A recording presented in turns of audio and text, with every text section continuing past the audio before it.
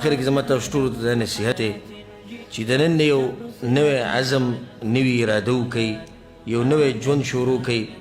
الله سبحانه وتعالی ته رجوع وکئ او که څوک دا وایي چې زما ګناهونه ډېر دي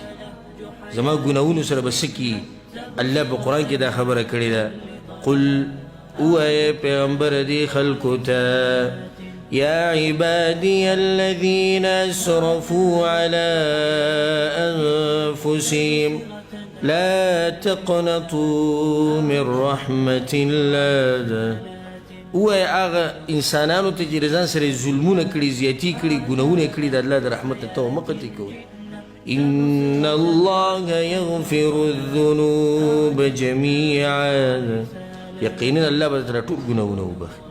نن یو نوی ژوند شروع کړي خپل عقیدې مسله برابر کړي د رسول صلی الله علیه وسلم تابعداري شروع کړي دا قصې پرېږدئ چې دی سوی پلانې سوی علانې سوی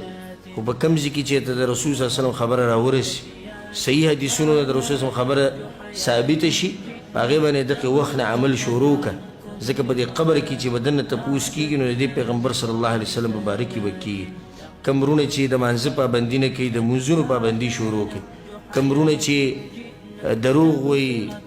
دوکې ورکوي حسد پکې کینه یي په زړه کې مسلمانانو ته د خپل زړونه پاک کوي کوم وروڼه چې